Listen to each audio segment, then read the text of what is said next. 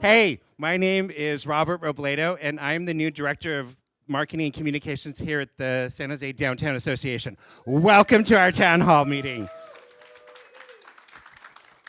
Super excited to be here. I am not going to talk too much. You can all clap at that because we have a very big program, and as you can see, we have over 200 of you that registered this evening. So applause to all of you. So hey, I want to bring up our first speaker, and aren't we in a beautiful place? Yes, so we are so excited to have the Silicon Valley Capital Club as our venue sponsor, and I want to bring up to the stage the Director of Membership, Nicole Leckler. Nicole. But welcome, everybody. It is my pleasure to welcome you here to the Capital Club. If you haven't been here already, I hope you have been enjoying yourselves here. I see a few members in the crowd, which is awesome to see our member support here. But I will be around. The Capital Club is a private business and social club. We are working on a few partnerships with downtown organizations, so I'm super excited to get us down into the community. We have some amazing views, but even better views on the ground with all of y'all. So if you are interested in membership, or if you're interested in hosting an event up here, please let me know. I'll be over there in that corner, and I'll be over there in that corner, so just flag me down. Thank you so much, Nicole. I'd like to ask so I'm all about partnerships, I'm all about relationships, and I was super excited when BOMA Silicon Valley said that they'd love to partner with us this evening. So I'd like to introduce and have her come up to the stage, Remy Ann Vihar, who is the president of BOMA Silicon Valley. Remy? Thank you. Hi, everyone. Good evening. Nice to see everyone here. My name is Remy Ann Vihar. I am the president of BOMA Silicon Valley. On behalf of our organization and our board of directors, I want to thank the San Jose Downtown Association for the invitation this evening and for the partnership for this particular event. To give you all a brief background on our organization, we are a regional, federally associated Federal Association of BOMA International, which represents commercial real estate, property owners, managers, and service providers. This includes all commercial building types, office, warehouse, industrial, medical, corporate, and even mixed use. At BOMA International level, we represent about 6.6 billion square feet in real estate. And here at BOMA Silicon Valley, we represent over 250 members, as well as 75 million square feet of commercial real estate here in the Valley. A majority of that here in downtown San Jose. And so we are we are very active in our engagement and offer all of our members opportunities for professional development, networking, advocacy, and all of our members are looking forward to be a resource to your association on issues that are really affecting our industry together as we collaborate. So we hope to continue this partnership with all of you in the future and look forward to this evening and the great event. Turn it over to Robert. Thank you, and thank you again to BOMA Silicon Valley for your partnership. We really appreciate it.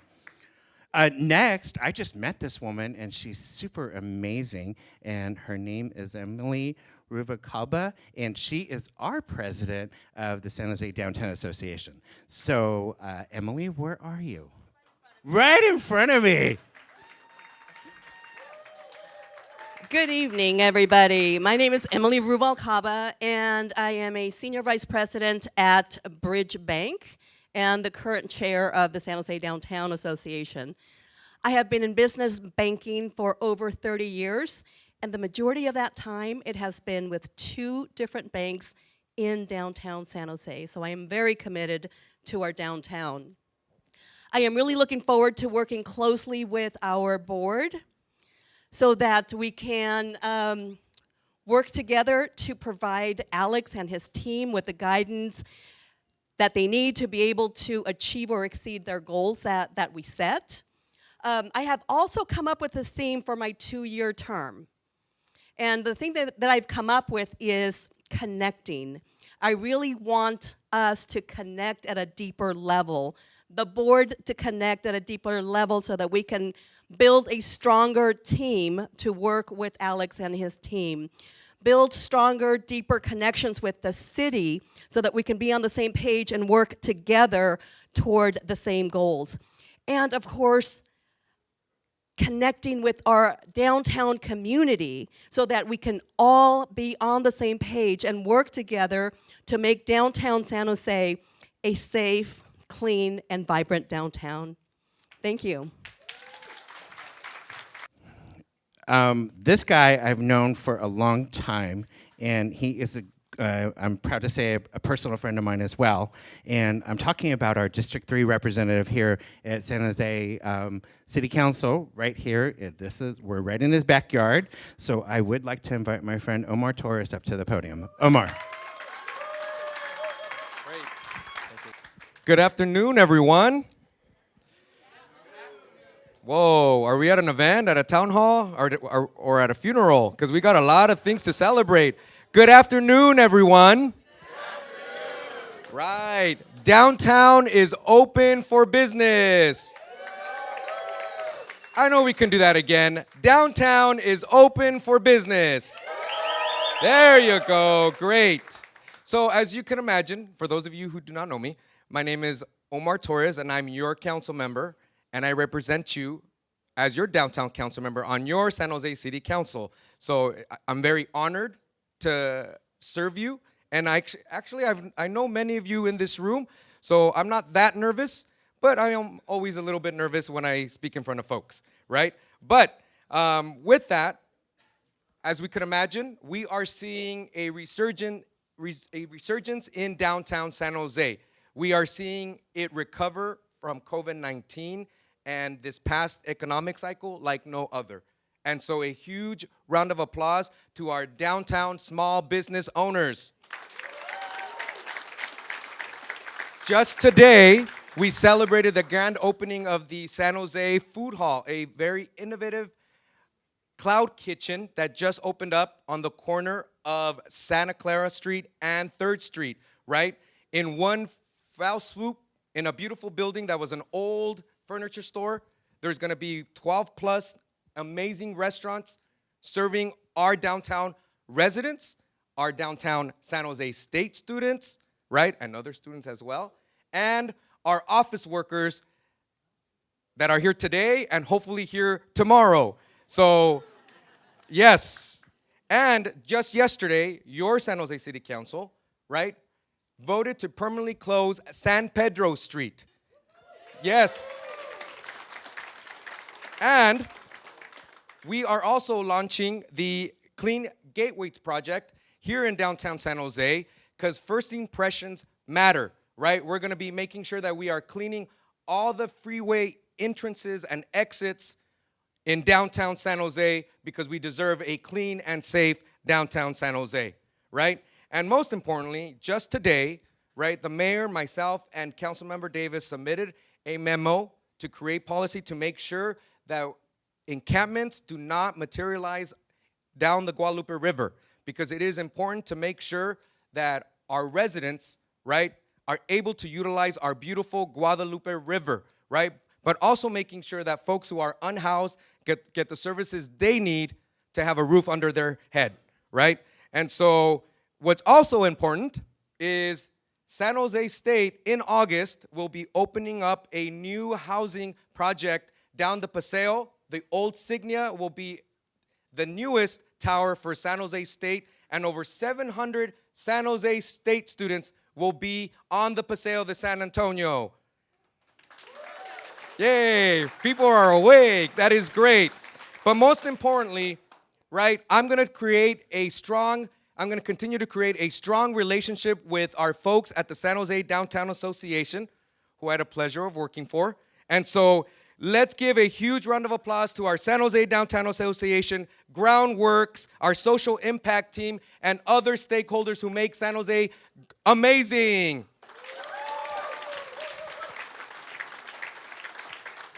Oh, I know we can do better than that. Let's give a huge round of applause to San Jose Downtown Association. All right. And because I don't want to be rude, I do see a colleague here, and I always get upset when a colleague doesn't announce me at an event. So I see Councilmember Bin Duan here, and I see former Vice Mayor Madison Nguyen here. So great, thank you. I'm just super excited and proud to be here at the San Jose Downtown Association. And I'd like to introduce my boss and CEO, Mr. Alex Stettinski. Alex. Thanks. Thank you, Robert. Thank you for the hard work that you've done to put this together today. Thank you. Where's Lauren? Thank you, Lauren. It was really these two that put this whole town hall together, and I'm super grateful.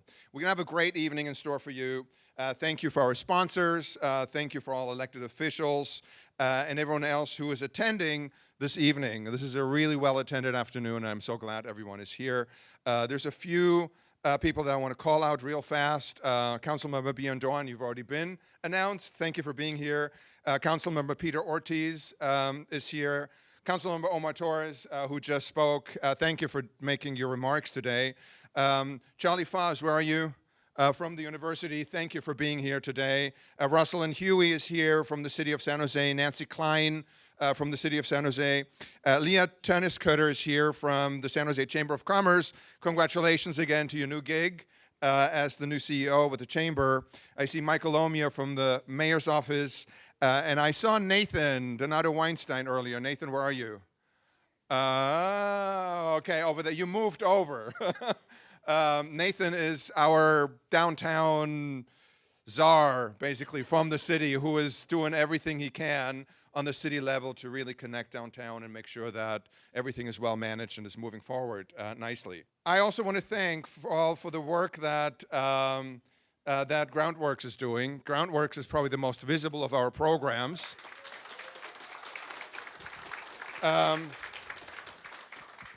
These 45, give or take, ambassadors that we have are working every day, and they're working super hard, and they're taking all kinds of crap from people and literally removing it to make sure that we have a decent, somewhat managed environment. Every year, there is one Groundworks employee who receives the Employee of the Year award. Today, we have him here, Mr. Mark Michaud. I just want to say a few words. Mark's drive and work ethic are qualities that I believe set a standard for the rest of the team.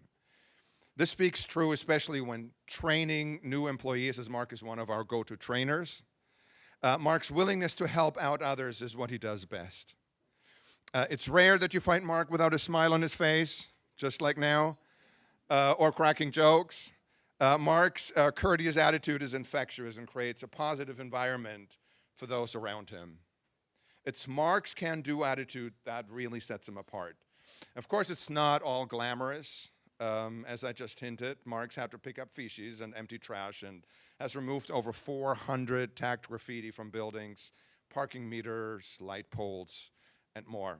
So please give a hand to our Ambassador of the Year, Mr. Mark.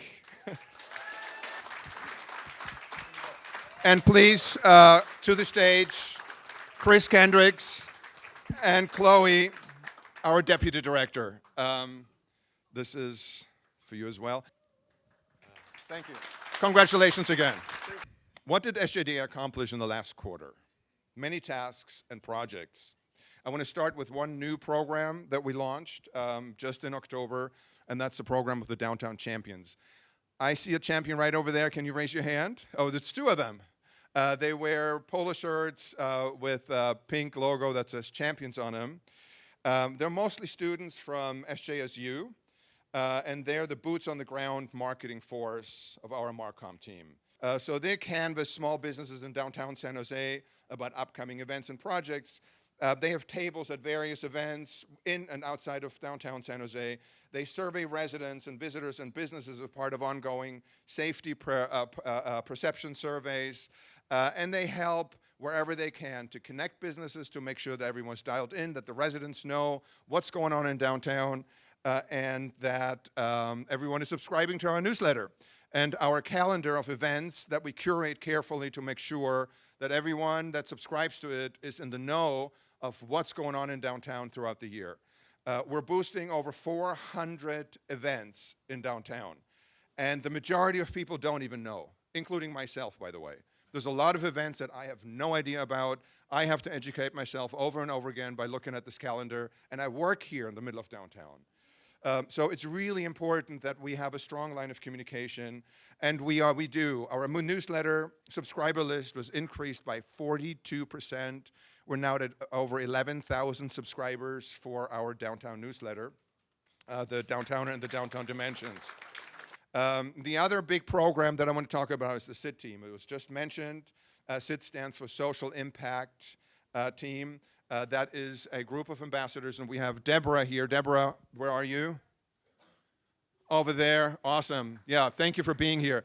Deborah is the manager of this team. She is an amazing person. She manages a humble team of 5 people that walk around all day, every day, 7 days a week, and reach out to our houseless community in particular.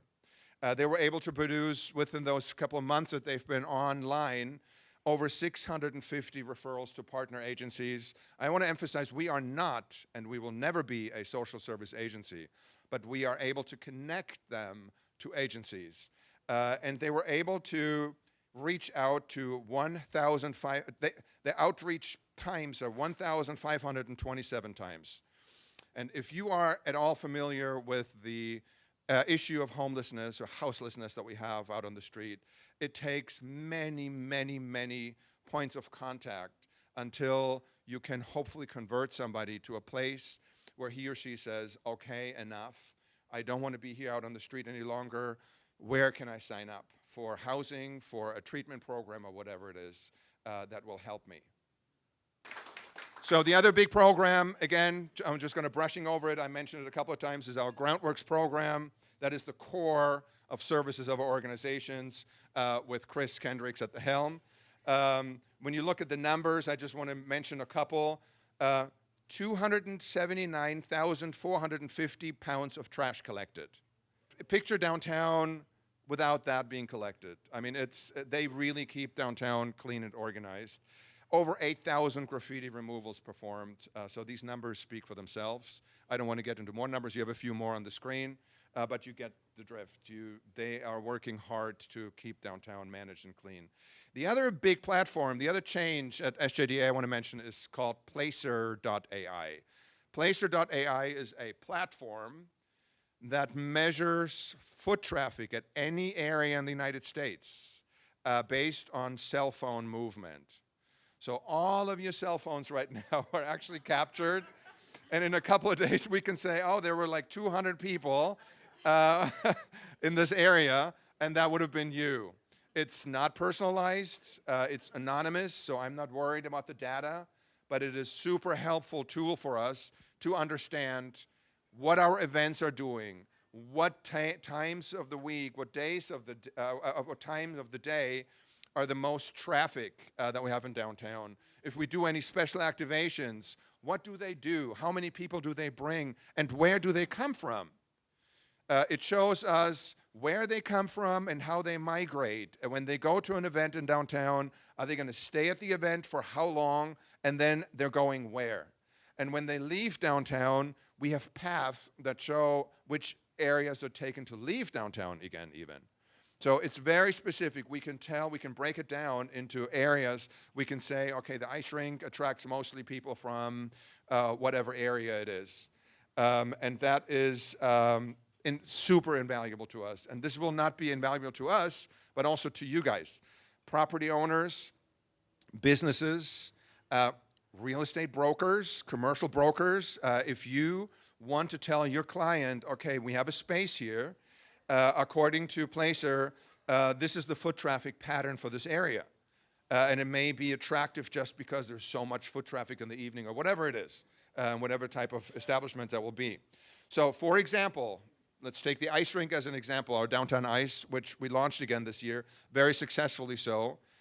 We had 119,000 visitors in and around the ice rink.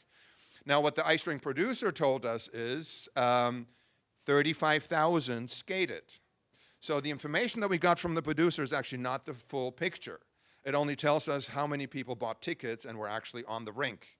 There's a lot of other people that came and they didn't skate, but they accompanied people or whatever, walked around the area because it was activated and interesting to see, and there's a lot more than that.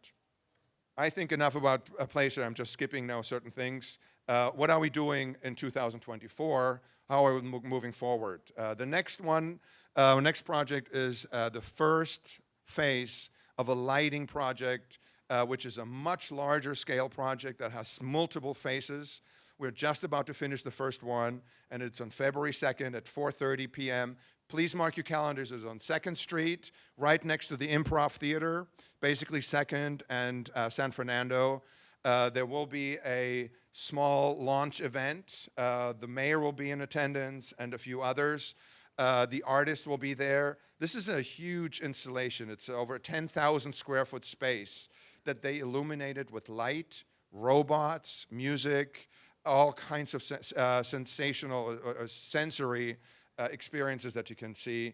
And this will be on every evening just to kind of bring some more light and vibrancy to this area and get rid of some of the blight, especially on that path on 2nd Street. And that's just the beginning. That's our very first phase. After that, we're moving on to a few others. The other thing that I want to quickly talk about is something that is not finalized yet. It's still being marinated right now. It was just recently decided by our board that we will take Santa Clara between Market and 4th Street as a pilot project and try to beautify that area as much as we can. Convince property owners and subsidize, incentivize property owners potentially to paint their buildings, develop color scheme so that it all makes sense and it looks cohesive, add lighting to the facades, add tree lighting with string lights, and clean up the windows. You know, even the empty windows can be cleaned up. You know, we contemplate all kinds of other ideas, the foils, LED foils potentially we put on there, just to make that area visually more stimulating and hopefully more attractive for businesses to come back into this area and start to really bring some vibrancy onto Santa Clara.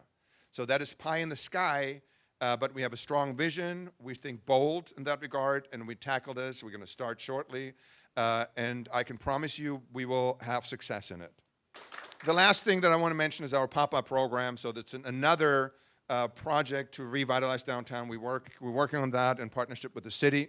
The city provided funding to fill a few empty spaces, vacant spaces, 6 to 8 spaces with retailers through a pop-up situation similar to the Moment pop-up stores that we have at the garage on San Pedro right now. We've been managing those for years. The same manager has actually taken on the management of the retail vendors that we will have in these pop-up spaces. We're in the process of finalizing a lease, and the first area will probably be the Paseo. There'll be 3 spaces that we populate, and then we move on to a few other spaces to add to it. So this is an exciting program, and Nate is incredible. He really is carrying this project together with myself and a few others to make sure that this is happening sooner than later. As you know, everything takes longer than expected, but we'll get it done. So that, in a nutshell, is what SJDA has been doing and will be doing moving forward for the next quarter or so. But now I would like to move on to our speaker. He was first elected assessor in 1994 and overwhelmingly re-elected by large majorities 8 times by the residents of Santa Clara County. The county boasts a population of 1.9 million, greater than that of 13 states. Stone has been a financial manager on Wall Street and founded a successful Bay Area real estate investment and development firm. He served 16 years as a council member and mayor of Sunnyvale, a period through which the city earned an international reputation for effectiveness and became a model for President Clinton and Vice President Gore's efforts to reform the federal bureaucracy. His 44 years of elected service, 16 years with the city of Sunnyvale, and 28 years as county assessor make him the longest serving elected official in Santa Clara County. Please help me welcome up to the podium, Larry Stone, with a big boo. Well, as the county started to recover from COVID in about the last half of 2021, Americans started spending at record levels. The economy came roaring out of the COVID recession. Consumers couldn't stop spending and prices couldn't stop rising. Consumer spending is the primary driver of the U.S. economy, accounting for 70% of all economic activity. The U.S. economy ran headfirst into the perfect storm of high demand and low supply, soaring prices, and rising interest rates. Robust consumer spending combined with widespread product and worker shortages created the highest inflation since the 1980s. At the same time, the cost of living inflated by 19%. In response, the Fed has, as we all know, increased interest rates 11 times in an attempt to rein in both wages and prices to tame persistently high inflation. Suddenly, in mid-2023 last year, prices started to drop faster than expected. It's called disinflation, not deflation, but disinflation, comparing the prices today with the prices a year ago. The Consumer Price Index was up slightly in December to 3.4%, well below the nearly 9% in mid-2022. Wage gains are now outstripping price increases.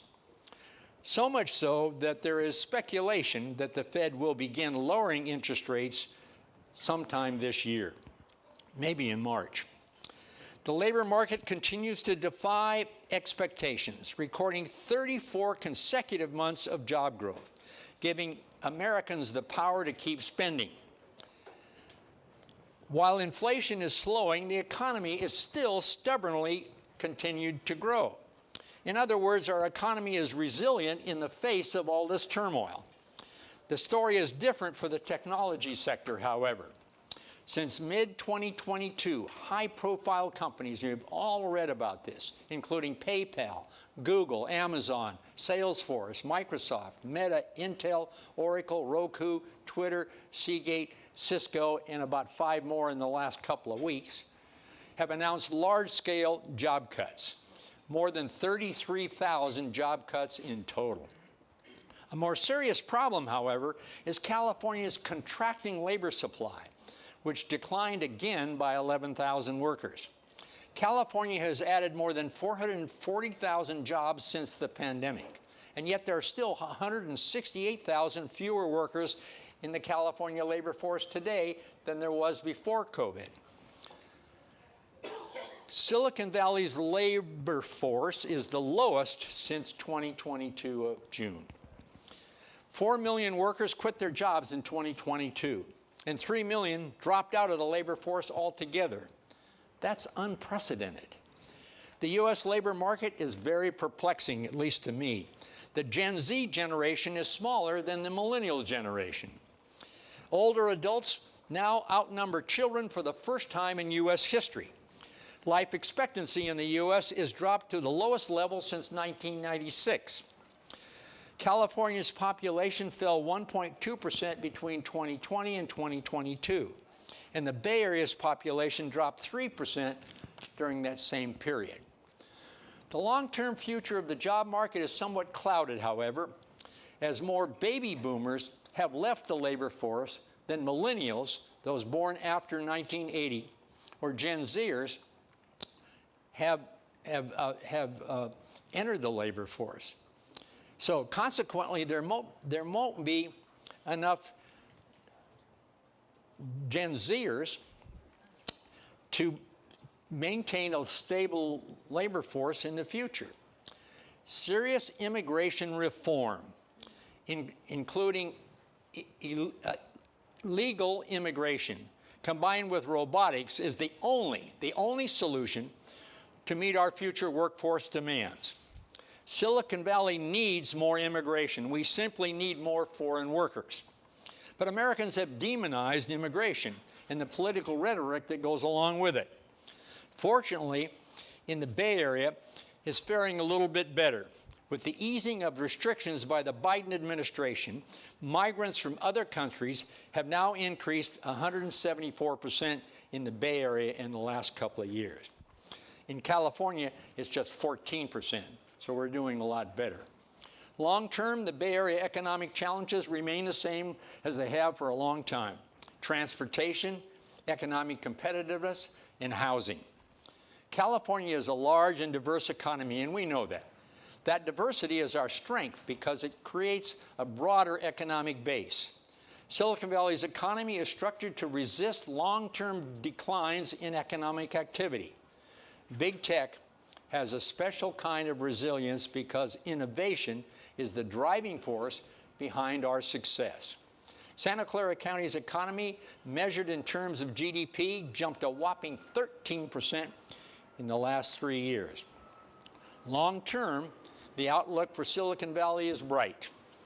Electric vehicles, battery technologies, artificial intelligence, and clean energy will keep Silicon Valley high on the list of economic success for some time to come. So what are some of the economic implications of the pandemic on our real estate markets? Well, the obvious is travel, hospitality, the leisure sector. They were hit first and hit hardest. Hotels that depend primarily on business travelers, which is the largest source of hotel revenue, have been slow to recover. In San Francisco, business travel is down 40%. The hotel occupancy is just 68%. Lack of conferences and conventions and the addition and the decline of international travels is the reason for that. The number of new hotel projects has plunged 32% since 2022. Two of San Francisco's largest Union Square hotels recently defaulted on their loans. Hotel bookings in San Jose are down 20%, and restaurants are even worse. The airlines and hospitality industries are dependent upon each other. Leisure and business travel has increased since COVID as the public gains confidence in the health and safety of airline travel. As businesses, however, become comfortable with Zoom and webinars, this could have a more permanent impact on business travel and ultimately on lodging. Less people traveling here for business reasons. The next is the retail sector. The increasing prevalence of online shopping versus traditional brick and mortar stores all point in the same direction. Online sales continue to grow exponentially faster than in-store sales. Bloomberg reported that 11,000 restaurants, more than 10% of all restaurants in the country, closed permanently. The French company, the principal owner of Valley Fair and Oak Ridge malls right here in San Jose, they're the largest owner of malls in the world, announced last year that it would divest the company of all malls in the U.S. over the next 3 years. Think about that. UBC projects that 50,000 brick and mortar retail stores will close in the next 5 years. The U.S. is simply overstored. Local elected leaders must give up their love affair with the retail shopping centers for the sales tax revenue, as in-store retail is continuing in a declining enterprise. The barrage of retail bankruptcies and store closures and diminishing revenues, it's truly become a survival of the fittest. As name brand, debt-ridden retailers, and we all know their names, like Circuit City, Mervyn's, Borders Books, Loehmann's, Sports Authority, Linens and Things, Toys R Us, Payless Shoes, Forever 21, Tuesday Morning, Orchard Supply, J. Crew, Lord & Taylor, Brooks Brothers, Steinmart, Pier 1 Imports, and recently Bed Bath & Beyond continue to disappear or file for bankruptcy. One retail leader called it the 3 C's: closures, consolidations, and contractions. Excess Space Solutions Company projects that retailers are expected to downsize their storefront space by 40 to 50% over the next 10 years.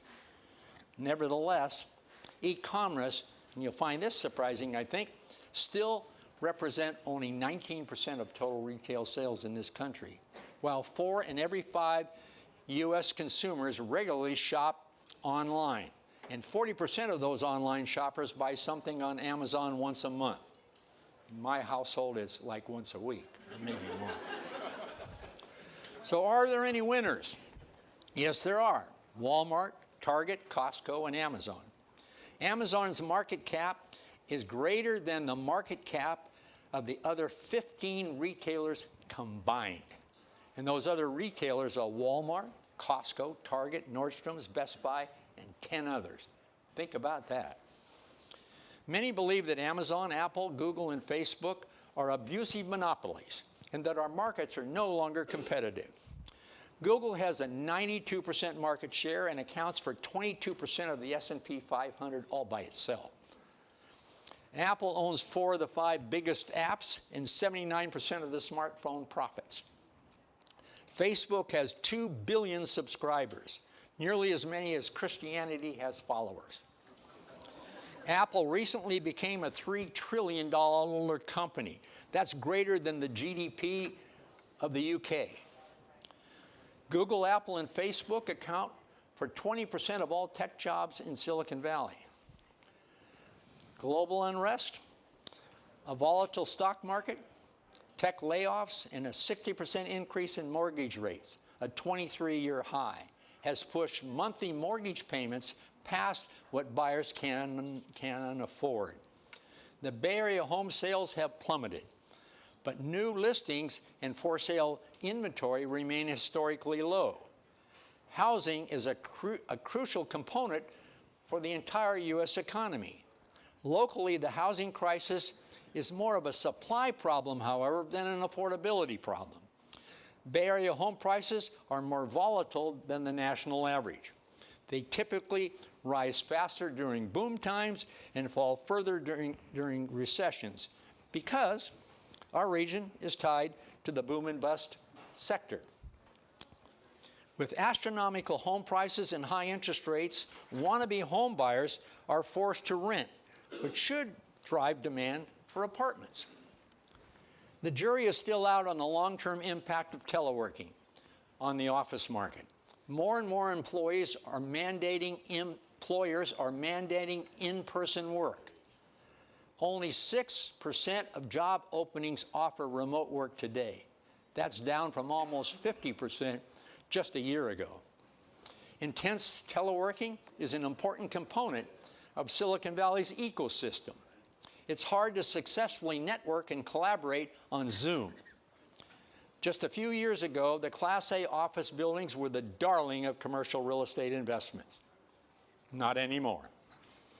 Rising vacancy rates, declining rental rates, the absence of big lease deals, and the continuation of hybrid and remote working has driven the office vacancy rate in Silicon Valley to 27.5%.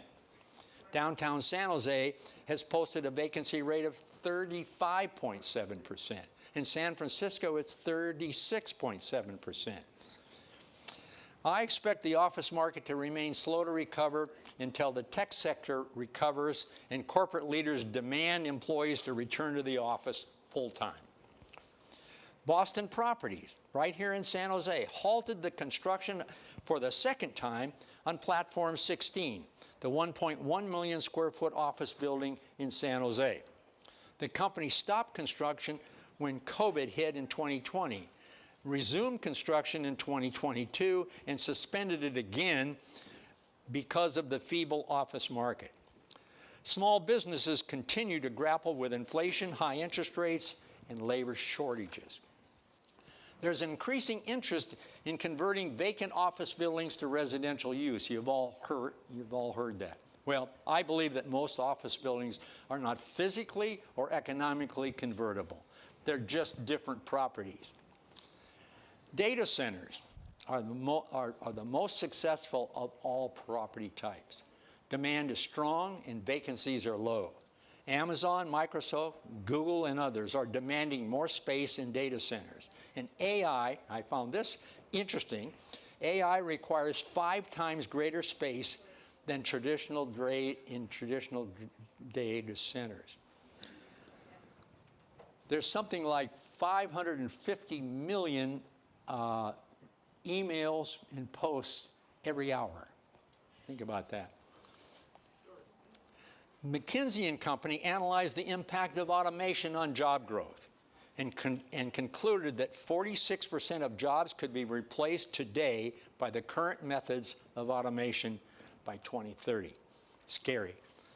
For example, there are 3.5 million truck drivers and 700,000 bus drivers who will be displaced by autonomous trucks and buses. Goldman Sachs, the economist at Goldman Sachs estimates that 1/4 of all jobs will be completely eliminated by AI. And finally, I would like to comment on the concern over the Great California Exodus. You all read about that? Also known as the doom loop. While it's a concerning trend, it is not a crisis. From 2020 to 2023, 600,000 Californians moved out of the state, and 263,000 moved to California from other states. That's a net loss of 337,000 people. That's less than 1% in a state of 40 million people. Hardly a crisis. What is disturbing, however, is those fleeing the state took $29 billion of taxable income with them compared to the taxable income of new Californians brought to the state. That's a 30% reduction. So, you ask the question, well, where did these Californians go? Texas, Arizona, Nevada, Washington, and Oregon. And where did these new Californians come from? Well, Texas, Arizona, Nevada, Washington, and New York. San Jose lost 50,000 residents since 2020, dropping San Jose from the 10th largest city in the country to the 12th. 60% of employers who left San Jose and Silicon Valley stayed in Northern California. That's not known, primarily for cheaper housing. There are many things that affect the loss of population besides Californians fleeing to Texas and Arizona. A decrease in births. The birth rate is at an all-time low. Reduced immigration, which I mentioned earlier. The rise of deaths, many COVID-related, and fewer people coming to California and Silicon Valley. In Silicon Valley, only 4 major companies have left California. You would never think about that if you read about what's going on here. By and large, their workforce didn't follow. Tesla is still manufacturing automobiles in Fremont. Last year, Tesla leased a 325,000 square foot building in North San Jose. And this year, they leased a 320,000 square foot office building in Palo Alto. They're sticking around. Recently, California passed Germany as the 4th largest economy in the world. California's market capitalization increased 117% in the last 3 years. Now, you never want to lose population, particularly recently because California lost a congressional seat. But a crisis, no. A concerning trend, probably. The global attraction of big tech in Silicon Valley is not going to contract that much.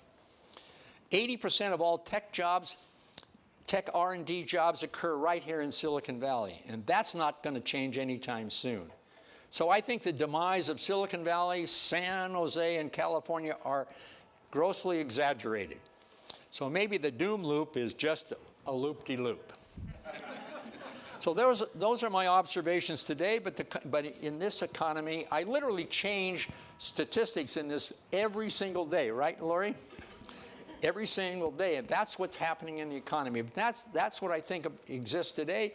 Tomorrow could be completely different. And now I'd be happy to answer any questions that you have. Thank you.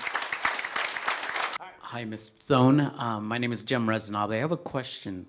You had mentioned that a lot of companies and businesses are exiting or leaving the Bay Area or San Jose. What ways, in your opinion, can we stimulate or make it appealing for small businesses and businesses to come back to San Jose? Well, as I said, in terms of large companies, that's not happening to any great degree. A lot of things you can do. I mean, number one is that on July 19th, 2021, when the governor said there's no longer a health reason to telework, I sent an email that day out to my entire staff and said, you got 2 weeks and you come back into the office full time. And if you have child care problems, we'll work with you, because it was sudden. So employers have to start saying, because that building across the street here is a 1.1 million square foot Class A office building that's totally vacant. But until the people that run the businesses in those say, get your butt back into work every day, we will suffer, particularly downtowns, significantly. Try it. I mean, I would just say to a CEA, try it and see what happens. But other than that, I mean, we need to boost our economy. When our economy goes up, things work for all of us. Now, one thing that you talked about today is storefronts. Empty storefronts. Part of the problem is government. And I saw this when I was mayor of Sunnyvale as well. Everyone thinks, you know, if you build retail, people are going to shop there. It's like, you know, you build it and they'll come. So on all these high-rise office buildings and even residential buildings, city councils put a requirement. You must have ground store retail on the bottom, not looking at the market at all as to whether there's enough coffee shops, nail shops, and all that kind of stuff. So some of it is inborn by government expecting that what they do, that the market will respond to it. They got to understand the market before they start making demands on developers to put in storefront space that the developer never wanted to do but had to do to get the permits. Oh my God, thank you so much.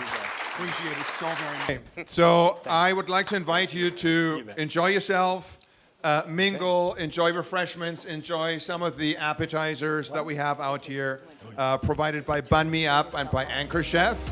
And the meeting is officially adjourned. Thank you very much for coming.